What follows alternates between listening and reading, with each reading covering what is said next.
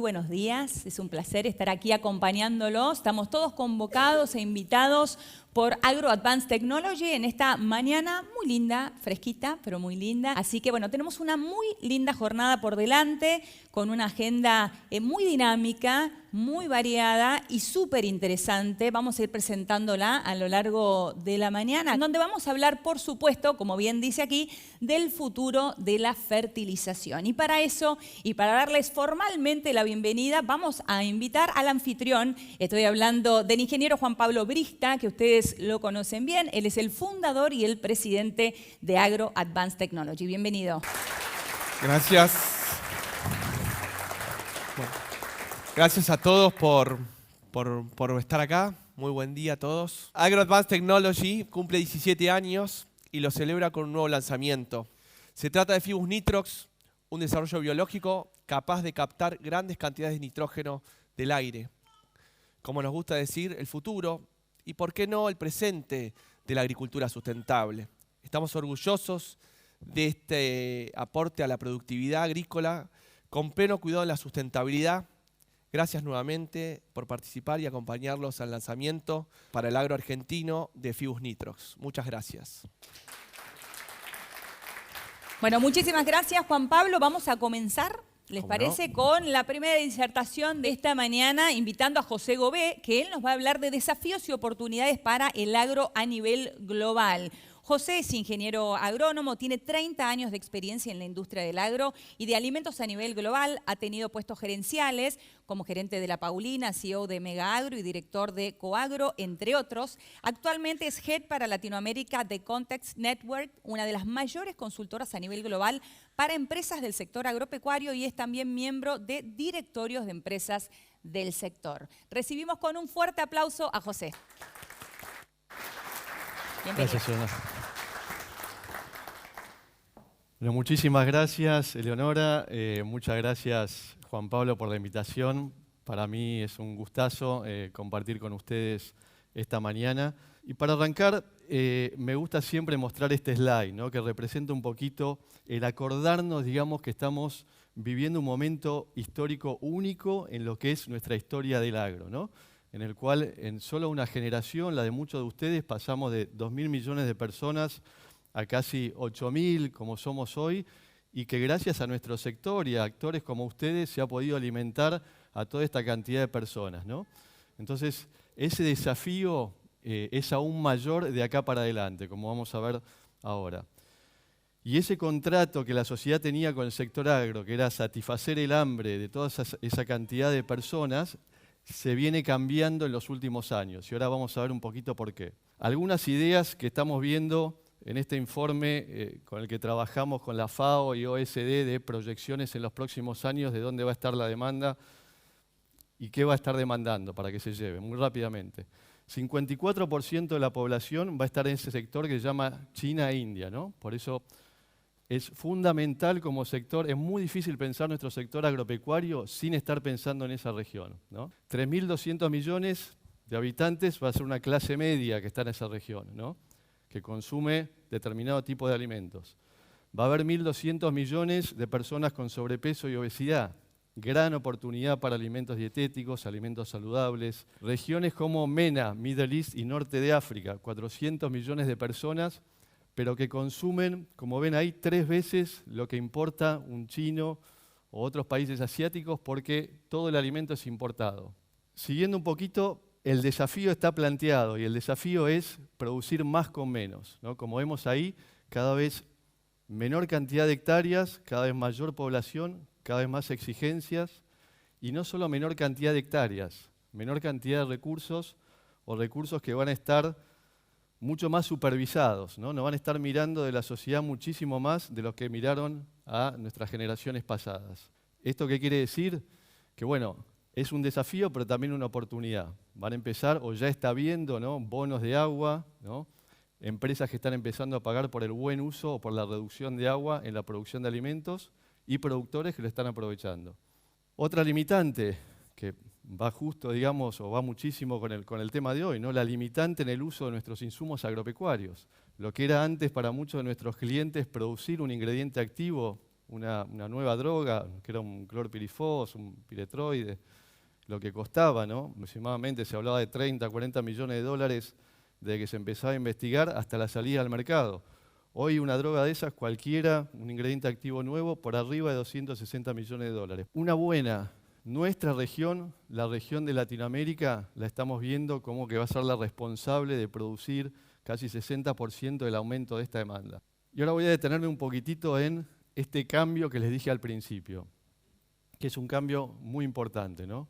Este nuevo consumidor, que es el que consume mayor cantidad de alimentos ahora, ¿no? Ha dejado de ser la generación que conocemos como baby boomer, los nacidos después de la Segunda Guerra, o la generación mía, y empiezan a aparecer los millennials, la generación Z.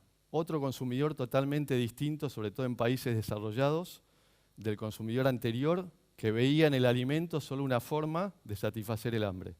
Este consumidor es un consumidor que cuando consume un alimento quiere tomar una posición social, quiere saber cómo se produjo, quiere saber quién lo hizo, dónde, y después se fija en satisfacer el hambre. ¿Y por qué entonces? Porque ese contrato social, que era solamente satisfacer el hambre o la necesidad básica de alimentos, y empezó a ser, a partir de los 2000 también, hacerlo pero con conciencia ambiental, ahora cada vez más van a escuchar estas palabras, sustentabilidad, y cada vez más un consumidor que quiere transparencia en cómo se produjo y opciones, no solo commodities, sino cada vez tener más opciones. Entonces, si a nosotros cuando estudiamos agronomía nos enseñaban a producir cada vez más a menor costo, eso va a seguir, pero ahora también viene esta otra parte que es producir con mayor calidad y tener más variedad y más opciones, ¿no? Y hay una oportunidad muy grande para los que hagan eso. Muchos me dicen cuando presento esto, bueno, pero esto en Argentina no pasa, son algunos chicos que están en internet buscando temas de sustentabilidad, buscando todo este tema, digamos, de economía verde. No, son continentes enteros, ¿no? Son continentes enteros. Este es el caso de la Unión Europea, dentro de la estrategia de llegar a los límites de gases de efecto invernadero que firmaron primero en Kioto y después en sucesivos acuerdos. En ese corazón que se llama Green Deal está la estrategia Farm to Fork, que, como ven ahí, es muy agresiva en cuanto a la reducción de agroquímicos y de fertilizantes sintéticos. 50% de acá a 2030 de reducción de agroquímicos, 20% de fertilizantes, llegar a 25% de las hectáreas a ser cultivadas en forma orgánica. Difícil, ¿no? Difícil llegar a eso en tan poco tiempo. Y hay cosas que están pasando que acá no llegan a la prensa, porque son muy fuertes, ¿no? Este es lo que está pasando ahora en Holanda. En Holanda hay casi unas 125, como fue acá en Argentina, porque el gobierno holandés está exigiendo a los productores ganaderos de leche y de carne reducir 30% el número de cabezas. Está bien, como es en Europa, te dan subsidios para hacerlo, te apoyan para hacerlo.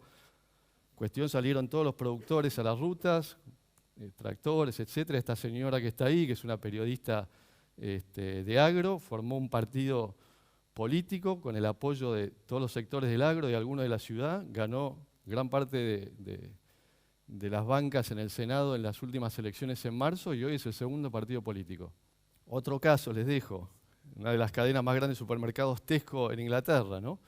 Empezó una ONG muy fuerte que está en contra de la deforestación a decir que la harina de soja que alimentaba la carne que se vendía en Tesco se estaba produciendo en Brasil, en un lugar que ellos habían sondeado con satélites, etcétera, se había deforestado. Bueno, enseguida se cayeron las ventas de carne en Tesco, muy fuerte. Bueno, todas estas cosas se las dejo como ejemplos de lo que está pasando. Como desafío, pero también como oportunidades, ¿no? Como vemos ahí, todo esto está trayendo también nuevas oportunidades. Una de ellas, que ya la deben estar viviendo, un nuevo ingreso que vamos a tener como productores, que va a ser pagos que nos van a hacer al productor por hacer una economía, una agricultura más sustentable, ¿no? Hay gobiernos enteros que ya están pagando por eso. En la Unión Europea ya hay subsidios, digamos, para hacer eso que les dan a los productores. Y hay un mercado que es todavía voluntario, que menciono ahí como MBC, ¿no? Mercado Voluntario de Carbono, en el cual ya muchas empresas tecnológicas, empresas de insumos agropecuarias empujadas por las empresas de alimentos y por los gobiernos, están empezando a pagar a los productores por hacer muchas de las técnicas que ya usamos acá, empezaron ya en otros países, están bajando en la región. Bueno, estos programas los vamos a ver cada vez más y está bueno aprovecharlos. El caso de Viterra, exportador de granos, que paga $2-3 más por tener certificados de carbono. Y esto es lo que está pasando con muchas de las grandes empresas de alimentos en Estados Unidos, que al no tomar posiciones para satisfacer a este nuevo consumidor, pierden mercados contra empresas más chicas que lo hacen, ¿no? Entonces se tienen que mover rápido y lo hacen, como ven, empresas como McDonald's, que cada vez mete alimentos más sustentables para este consumidor en la cadena, o compran empresas como Tyson, el mayor frigorífico, comprando proteínas alternativas, Danone de leche orgánica, etcétera, ¿no? ¿Y por qué? Porque, digamos, siempre las empresas de alimentos que tienen un mercado más grande son las que afectan a las empresas de insumos y a nosotros como productores, porque el tamaño de mercado es mayor. Entonces, no es para asustarse, pero sí para ver que es algo que ya está, ¿no? Si uno es exportador, si uno trabaja con alimentos que van directos al consumo humano, cada vez más. Bueno, ¿y cómo vemos o qué vemos que va a ser parte de la solución de esto? Dos factores, la tecnología y nuevas inversiones. Como vimos en el primer slide, la tecnología ha sido siempre la solución a muchos de los problemas que tuvimos en el agro y que pudimos superar, ¿no? Cuando uno dice el agro viene aumentando 2-3% de la productividad por año, parece mucho. Cuando vamos a lo que son estas tecnologías en las cuales la capacidad que tengo hoy en este celular es casi la misma que tuvieron los astronautas cuando llegaron a la Luna en los 70, eso llevado al agro puede tener un impacto muy grande, ¿no? Primero porque se está dando con una velocidad que nunca se dio antes. El segundo factor es que abarca toda la cadena. Estas tecnologías van de la edición génica, de cómo se arma una semilla, hasta cómo se distribuye un alimento en forma optimizada, ¿no? Entonces es muy difícil prever cómo va a impactar porque va en toda la cadena. La tercera, que todas las tecnologías, Internet de las cosas, que es tener Internet en la cosechadora, en el celular, en la ganadería, tener Big Data, acceso a la nube, todas interactúan entre sí, no son compartimientos estancos. Entonces, esos tres factores hacen que es muy difícil prever cómo va a seguir impactando esto, ¿no? Y vemos muchos jugadores ya operando en nuestra región que están aprovechando estas tecnologías y las inversiones que está habiendo en estas tecnologías. Uno de ellos es nuestro anfitrión de hoy, ¿no? Y vamos a ver esta otra tendencia rápida también, ¿no? Hay nuevas inversiones disponibles. En un sector que se llama AgTech Venture, que muchos habrán escuchado, Capital Aventura, ya hay casi 30 billones por año que van a startups de tecnología que lanzan productos de agro. ¿Qué quiere decir? Que en los próximos años gran parte de los productos no van a venir de las grandes tradicionales, sino que van a venir de muchas de estas startups que hoy son grandes empresas. Fíjense las empresas que llegaron a facturar más de $1.000 millones, ¿no? La cantidad de 2017 hasta ahora, lo que eran antes. Todas estas empezaron con Capital Aventura. Los fondos de impacto, otro muy interesante oportunidad para el agro, ¿no? Fondos que están invirtiendo en empresas que cuiden el ambiente, que tengan impacto social, ¿no? Y que produzcan algo positivo en cuanto a todo lo que es la sustentabilidad. Y hay muchas empresas como el caso de Fecovita, la cooperativa más grande de vinos en Argentina, el caso de Red Surcos, que están empezando a lanzar bonos sustentables. ¿Por qué? Porque con sus productos el agro puede impactar positivamente en el ambiente. Lanzaron bonos al mercado y consiguieron financiación casi 8 a 10 puntos más bajo que un bono común. Entonces, cuando decimos esto va a pasar, no, esto ya está pasando hoy, ¿no? y hay que aprovecharlo. Y las empresas que le están aprovechando van a ser las ganadoras o las que se van a diferenciar. Un mensaje para terminar. Yo creo que en nuestro país tenemos las capacidades tecnológicas, tenemos todas estas oportunidades que mencionamos, ¿no? La capacidad de generar productos saludables y productos también que tengan menor costo para una sociedad que lo necesita, pero tenemos que influenciar más en nuestras políticas. Sobre todo en esta oportunidad que tenemos ahora, hemos fracasado históricamente como sector en influenciar, ¿no? Si pensamos que casi un plan Marshall nos han sacado de nuestro sector y ha ido a otros sectores, ¿no? Y nos comparamos con otros países en los cuales se ha invertido casi 190.000 millones, ha invertido Brasil en los últimos años en el sector. Bueno, tenemos que lograr influenciar más. Entonces, bueno, como conclusión y para que se lleven un poco mis ideas centrales, va a continuar la creciente demanda de alimentos, sobre todo con estos 2 billones que se suman en las clases medias, y también de otros productos que son nuevos y oportunidades para nosotros como productores. Tema de carbón y tema de agua. América del Sur es la región que creemos va a ser una de las principales protagonistas en satisfacer esta demanda. Vamos a tener nuevos consumidores con características distintas a las que teníamos en las generaciones anteriores. Las empresas de alimentos y los productores necesitan adaptarse a esto, y los que lo hacen antes están viendo ya ventajas que sus competidores no tienen. Nuevas tecnologías, innovación y nuevos inversores pueden llegar a ser la solución para estos problemas que tenemos en el agro, ¿no? El impacto del COVID y la guerra de Ucrania ha acelerado estas 2 tendencias. Y finalmente, a pesar de que estamos viviendo una de las crisis históricas económicas, lamentablemente, en nuestro país, esperemos, digamos, que podamos influenciar, ¿no? y el gobierno que venga pueda apoyar un poco más al sector, porque va a ser uno de los motores que va a necesitar sí o sí para sacarnos de la situación en la que estamos. ¿Qué deberíamos hacer como sector? Bueno, aprovechar estas oportunidades. Muchas gracias. Nos habló muy bien del contexto global y vamos a pasar del contexto global al contexto local. Para eso vamos a invitar a Sofía Gallo, que es nuestra próxima oradora. Ella es ingeniera agrónoma, coordinadora del Departamento de Investigación de la Bolsa de Cereales y líder del relevamiento de tecnología agrícola aplicada. La recibimos con un fuerte aplauso.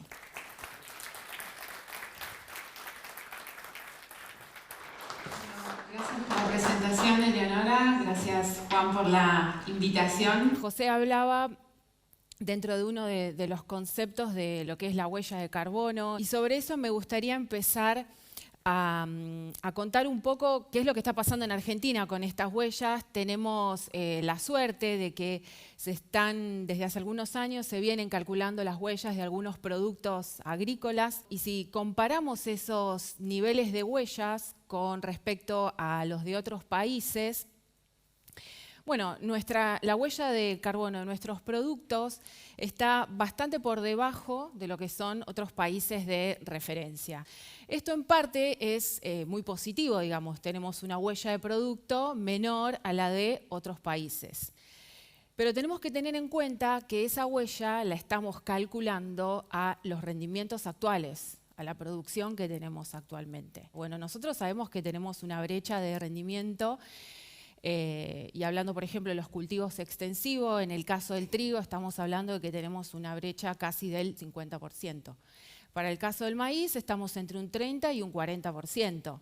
Si lo comparamos, por ejemplo, con la brecha que presenta Estados Unidos, bueno, ellos tienen una brecha del 16%. Entonces, son valores, son indicadores que nos están mostrando que si nosotros queremos producir más, porque es una de las ideas, que queremos producir más, pero además queremos producir mejor. Eso significa, a los rendimientos que estamos logrando hoy, si queremos incrementar, tenemos que sumar mayores dosis de fertilizantes. A ver, nosotros tenemos a nivel productivo un balance de nutrientes negativos, es decir, que con la cosecha de los granos nosotros estamos exportando una cantidad de nutrientes que no estamos reponiendo del todo vía fertilización. Entonces, tenemos que tratar de llevar esos balances de nutrientes lo más neutral posible. Eso es lo que primero nos va a ayudar a cerrar esta brecha de rendimiento que tenemos. Y si queremos aumentar estos rindes, bueno, vamos a tener que fertilizar mucho más. Estamos hablando que tenemos que fertilizar más para producir más, pero a la vez eso nos podría traccionar mayor huella. Bueno, eso sería una cuestión importante a analizar porque estaríamos generando una huella mayor, pero en un volumen de producción esa huella estaría diluida, por llamarlo de alguna manera. Pero por otro lado tenemos los otros beneficios, que si estamos produciendo más, vamos a estar generando más biomasa, vamos a estar haciendo una captura superior del carbono. Entonces, en este contexto, a mí me parece que productos como los que se están o el que se va a lanzar hoy en día, bueno, vienen a ser parte de esa solución. Productos como los biofertilizantes, por ejemplo, vienen a resolver un montón de cosas, no solamente la cuestión agronómica de la fertilización en sí mismo, sino también vienen a resolver otras cuestiones relacionadas a eso en todo lo que es el manejo de la fertilización, en el que nos permiten ser más sustentables con el medio, nos permiten reducir costos en cuanto a lo que es la aplicación, mejora mucho la logística, el transporte, reduce los tiempos. También estamos hablando de volúmenes de aplicación menores con respecto a otros productos. Y digamos, hay tecnologías en las que hay que pensar en un mediano plazo como para empezar a ver los beneficios. Me parece que este tipo de insumos estamos hablando de que se pueden ver los resultados automáticamente o dentro de una misma campaña. Entonces, ese aspecto es lo que hace que cuando se perciba rápidamente ese resultado o la respuesta ante el agregado de esta tecnología, bueno, la tasa de adopción es mucho mayor en relación con los otros. Así que me parece que estas tecnologías vienen mostrando una tendencia clara de crecimiento, quizás a nivel mundial está un poco más, se ve un poco más concretamente, pero en lo que es el marco local, la tendencia continúa en crecimiento, son productos que se van a ir instalando y que bueno, porque vienen a resolver todos estos desafíos que tenemos de mejorar la fertilización, pero de hacerlo de una manera mucho más eficiente y sustentable, porque además de producir más, tenemos que hacerlo con una conciencia social y ambiental. Bueno, con eso cierro. Muchas gracias. Ahora vamos a meternos de lleno, si les parece bien, con el futuro de la fertilización, que es la presentación que vamos a hacer en el día de hoy con este nuevo producto, por supuesto de la mano de Juan Pablo, que es sin lugar a duda uno de los pioneros del futuro, ya te diría Juan Pablo. Empezó a los 11 años con lombrices. ¿Quién empieza a estudiar a los 11 años lombrices? Bueno, Juan Pablo, aquí está. Y de ahí una extensa trayectoria que lo trajo hasta este lugar y este momento con esta presentación. Le damos nuevamente la bienvenida a Juan Pablo. Muchas gracias. Gracias. Bueno, como dice mi escriba, bendita las dificultades porque surgen oportunidades. Y de eso se trata la charla de hoy. En los últimos 50 años se duplicó la productividad de cultivos. El aporte de nitrógeno se incrementó 7 veces en el mismo periodo. La alimentación promedio de una persona son 1.500 litros de petróleo. Para el 2050 vamos a ser 9.000 millones de personas y vamos a requerir consumir un 70% más de lo que hoy tenemos. Esto es un mapa de palabras que surgió del último congreso de APRESID. Y fíjense qué curioso, ¿no? Agricultura es la más importante. Sustentabilidad aparece como un rasgo importante. De hecho, cuando yo hablaba de sustentabilidad, no a mis 11, pero sí quizá a mis 20, me veían como bicho raro. ¿Qué es la sustentabilidad? ¿Sí? Y es el hecho de utilizar de forma racional los recursos para que nosotros, nuestros hijos, nuestros nietos tengan la misma posibilidad que nosotros. Pero también aparecen otras palabras como innovación, carbono, que nombró José. También aparece la palabra fertilizantes, aparece nitrógeno. Y es ahí donde nosotros ponemos nuestra cuota porque la agricultura como eje, como uno de los pilares de la economía argentina, ¿sí? Tiene sus bemoles. Es decir, somos carentes de algo tan elemental como el nitrógeno. Es un elemento que requerimos tanto que sin él no hay producción. O tenemos algunos inconvenientes para producir. Es decir, que el nitrógeno es un elemento muy importante, al punto de que, fíjense, este es el mapa de cómo es el flujo y todo viene hacia Argentina. De Argentina no sale nada. Cuando esas cadenas se cortan, realmente es un inconveniente. Es ahí donde se nos plantea un cambio de rumbo. Es ahí donde nosotros como empresa, como Agro Advanced Technology, tomamos la posta de alguna manera y es a través de la ciencia, ¿sí?, poder lograr tecnologías que puedan contribuir a la agricultura. Y la utilización de los microorganismos es una realidad. Un cambio de industria se viene debido a su potencial para efectuar cambios radicales en la forma de producir y de usar el nitrógeno. El 78% de lo que estamos respirando es nitrógeno. Gracias al nitrógeno producimos ácidos nucleicos, proteínas, que hacen de que nosotros estemos acá, paraditos. Podemos charlar con ustedes. Es decir que, como lo llamaron en sus inicios, ¿sí?, el pan del aire, así fue nombrado cuando Harvard desarrolló la fertilización química, ¿sí? Hoy ese pan del aire encontramos a través de la biotecnología procesos que permiten desarrollar y poder producir ciencia para los cultivos agrícolas. Es ahí que yo utilizo mi triología, ¿sí? Es algo que acompaña a AgroAdvance desde sus inicios, que es de la idea al proyecto, del proyecto al producto. Esto nos permite tener una manera muy concreta de cómo lograr estos 20 productos que hemos lanzado en apenas 17 años de empresa. Es ahí donde pudimos combinar esta capacidad ilimitada de nitrógeno que tenemos en el aire a través de microorganismos efectivos y eficientes que pueden captar de una manera química, biológica, muy compleja, que minimiza esta huella de carbono porque realmente podemos hoy decir que Fibus Nitrox tiene la capacidad de fijar entre 50 y 100 kilos de nitrógeno hectárea. Si lo llevamos a términos de un fertilizante estándar como la urea, estamos hablando aproximadamente entre 2 a 4 bolsas, ¿sí? ¿Sí? ¿No? A ir a cargar 4 bolsas, a cargar un bidoncito, cambia la cosa. Entonces, es aquí que realmente estas nuevas tecnologías hacen de que con 1 o 2 litros de este producto uno pueda lograr esa capacidad de fijación, ¿sí? Optimizar la eficiencia de los nutrientes en función a lo que también planteaba Sofía, que es esta cuestión de que siempre nos falta, nuestros balances están negativos, ¿sí? Convertir el nitrógeno atmosférico en una fuente ilimitada para la planta en todo el tiempo, dado a que no dependemos de las condiciones ambientales. Pese a las condiciones ambientales, al estar el microorganismo dentro de la planta, no nos interesa, es como estar, como digo yo, en este ambiente con una temperatura controlada, lo externo no me preocupa.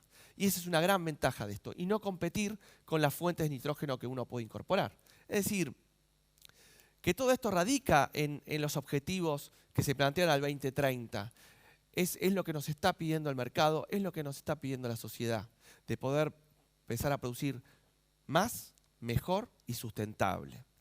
Y esto se trata de no se trata de que si es los fertilizantes químicos o los biológicos. Tenemos que hablar de una comunidad, tenemos que empezar a hablar de este cambio de paradigma en la combinación de tecnologías. Es ahí que esta frase me acompaña, los que me conocen saben que siempre la planteo en mis charlas, y es una frase que dice Jill Clapperton, un ecologista canadiense, que dice que cuando nos paramos sobre el suelo, en realidad estamos parados sobre el techo de otro mundo.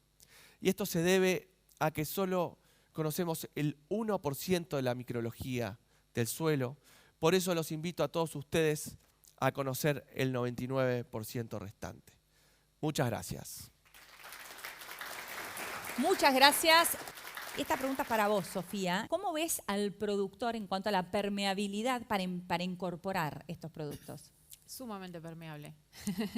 Me parece que el productor argentino es muy ávido de aplicar tecnología y que siempre está tratando de buscar la eficiencia, de mejorar su manejo, y eso también es todo un desarrollo en sí mismo, que es algo que también trataba de decir en mi charla, que es, bueno, están llegando tecnologías nuevas, son permeables, a utilizarlas, a adoptarlas, Y ahí se empieza a generar todo un camino, ¿no? de conocimiento del manejo técnico de esas tecnologías. Así que lo que yo veo es una fase, que estamos en esa fase de crecimiento, de adopción de estas tecnologías. Ahora pensaba en esto que marcaba Sofía, José, y cuando hablamos del contexto de la Argentina, que todos sabemos, digo, no hace falta contarlo, es complejo, al mismo tiempo esa complejidad nos da la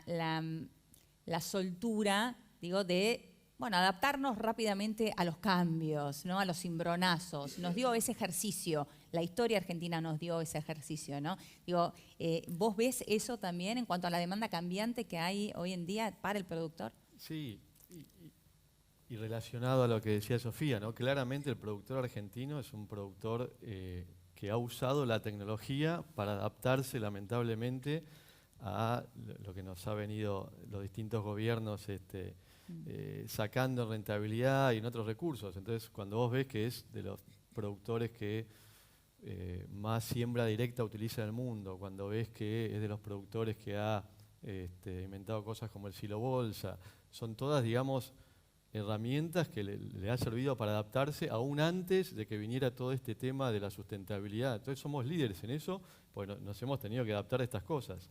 Bueno, todo eso hace que esté, como veíamos en esta generación, mucho más conectado con estas tecnologías, les gusten, les atraiga. Se tiene que dar esa ecuación económica. Y cuando se da esa ecuación económica, como con estas cosas del nitrógeno, que vos decís, me ahorro estas bolsas de urea, como se da con el inoculante, ¿no? Me permite fertilizar menos o no fertilizar una soja, 95% de opción de inoculantes. Claro. Aparte este es un win-win también, ¿no? Estamos hablando, digo, ganás en ambos sentidos, no solamente en costos, sino también en cuestiones ambientales, digo. Exactamente. Ahora, vos, Juan Pablo, marcabas en esta Argentina del Boca River, del blanco-negro, de que todo absolutamente siempre es debatible y es grieta. ¿Qué pasa con respecto a los biológicos y a los químicos? Fundamentalmente hay una cuestión técnica. Los biológicos hoy son un complemento de los químicos en muchos aspectos, sobre todo en lo que es biocontrol. Sí. Y en lo que respecta a la fertilización, hoy hoy, como decía al principio de la charla, esta cuestión de que hoy estamos con una problemática de importación de fertilizantes, sí, de que hay una decisión de no poder tener fertilizantes por parte de las empresas y las cuestiones coyunturales que hoy vivimos, hace que el productor esté ávido de buscar otras alternativas. Pues es un productor que quiere producir. Y en ese sentido, esto viene muy bien hacia las empresas de biológicos en poder mostrar y afianzar algo, como decía alguien, lo esencial es invisible a los ojos. Sí, claro. Es muy difícil mostrar que los biológicos funcionan, y creo que en los últimos 5 años, dado a que todos queremos ser verdes, todos nos queremos transformar en verdes, por una necesidad, por estos objetivos del 2030, ni hablar de los 2050, hace de que realmente haya más presión hacia el interés por biológicos. Claro.